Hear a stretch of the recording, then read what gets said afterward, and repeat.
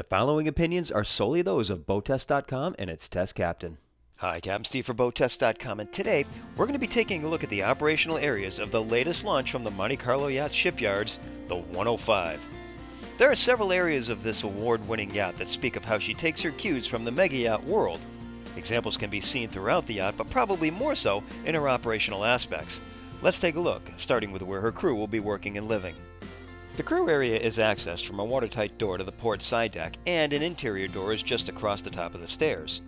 As crew spaces go, Monte Carlo Yachts didn't seem to get the memo that they're supposed to be small spaces with barely enough room to stuff the crew into.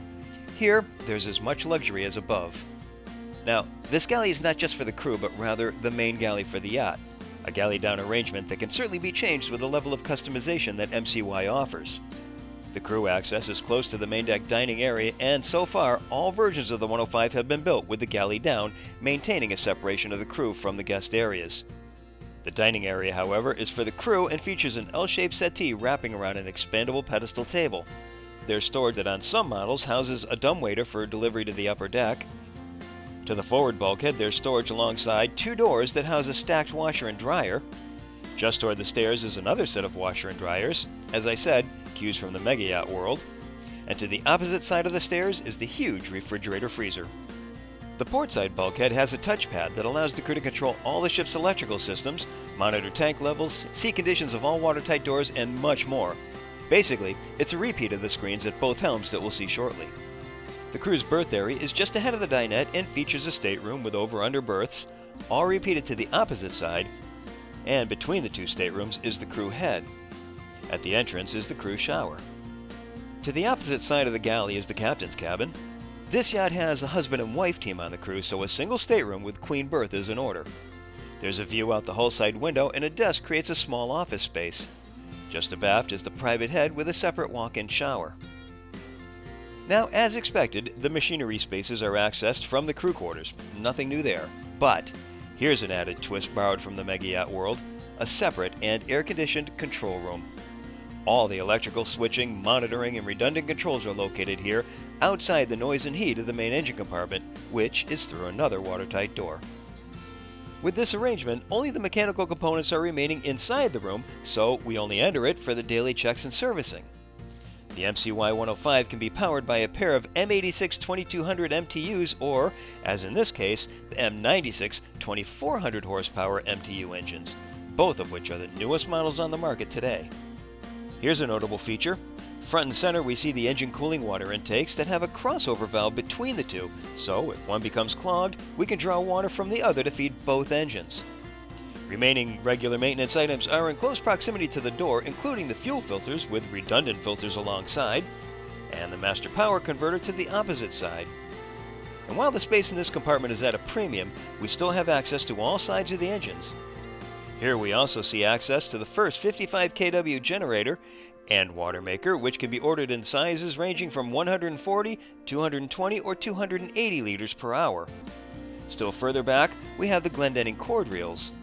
The second generator is over to the opposite side, and yes, an emergency escape hatch is overhead. Still further back, we have access to the steering gear, which we can see is connected to one another with a massive tie bar. Shore cords are extended out from the starboard stair risers at the platform, and notice that the controls are not hidden away somewhere, they're right next to the cords. Both of these lines are 100 amp 3-phase. Large bollards are to both sides of the upper level platform. The top stair riser conceals the passerelle that is controlled by a panel in the aft deck. The bow is another example of how the design was influenced by the mega yacht world. It's among the most functional we've seen while still keeping with the aesthetics of the yacht's beauty. The working area of the bow has a distinct separation from the guest area, and this keeps the area safer while maintaining its functionality. Fully forward, there are 4 separate 17-inch bollards of the 14 surrounding the yacht, and 4 massive hawse holes with stainless steel rollers. Teak steps at the bow lift to reveal the working gear. The twin 4 kW windlasses lead to 100-meter all-chain roads that run below the deck and through the bow, keeping the deck clear of the ground tackle. It's among the most safe and clever uses of space we've seen. The anchors are 300 pounds each. Further behind, there's additional storage under the seats, and it's massive in pure mega yacht style. And here it's important to notice the level of detail in the fit and finish. Every piece of fiberglass on board is relieved of sharp edges, and all components are resin infused for a more finished look inside and out, along with the weight savings. To both sides of the aft deck, there are heavy-duty 2.2 kilowatt warping winches, stainless bollards, and large chafing gear under the teak cap rails. Of course, the winches are operated with foot control switches. There can be up to 4 control stations on board, with the flying bridge helm being, in my opinion, the primary operational station, as it's so open, roomy, and then there's the visibility. To port, there's the MTU engine display for the port engine just over a Furuno VHF, then a pair of 19-inch Raymarine multifunction displays that also control all the ship's electrical switching, and the starboard engine display. Below are the control pads for the stabilizer fins that are supplemented with the Seakeeper gyro. The controls for the 57.8 horsepower hydraulic bow and stern thrusters are just to the left of the wheel, with the engine controls to the right. To starboard is another control station with a smaller ray display, as it's mostly for the engine readouts, and the dual thruster controls and digital engine controls allow for docking with a full view of the starboard side. In the center of the helm console is a companionway to the lower helm. This fully enclosed helm offers protection from the elements while giving the same level of functionality and controls as the flying bridge helm. And any of these displays can be used to control all of the ship's electrical systems and so much more. Again, with this workstation built to customer specifications, the lower helm reflects the long-range cruising personality of the 105 in that there's no seat at the steering wheel, but instead one fully adjustable pedestal seat at the navigator's position. At the aft bulkhead, the main electrical panel is just behind a glass door. A companionway leads directly to a watertight door to the port side deck. The Monte Carlo Yachts 105 is a massive vessel with a fully laden displacement of 271,169 pounds. She has a 23-foot 5-inch beam, draws 7 feet 9 inches, and has an air draft of 25 feet 4 inches with her radar mast down and 32.2 inches with it up.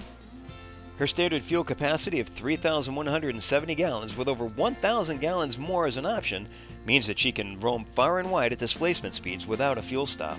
As for her performance, well, since we viewed her during her North American debut at Fort Lauderdale, we didn't get an opportunity to test her, but the team at Monte Carlo has and have reported their findings.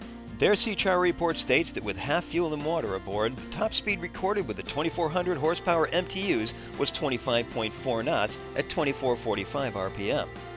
At 2000 RPM and 78% load, she traveled at 18.6 knots, burning 158.5 gallons per hour, giving her a range of 334 nautical miles. For deliveries and long hauls, most captains will run her at 1000 RPM for economy, where she goes 10.3 knots, burns 20.6 gallons per hour, and has a range of 1,426 nautical miles, all while still holding back a 10% reserve of her fuel supply. This is a big 105-footer, and she's loaded with mega yacht qualities. More to the point, though, is that with her sheer number of innovations and customization, the model is garnering award on top of award, and we can see why. Just take a look at our features video and you'll be convinced too. But that's another video, be sure to look for it. For now, that's our operational look at the all-new Monte Carlo Yachts 105. For BoatTEST.com, I'm Captain Steve. We'll see you on the water.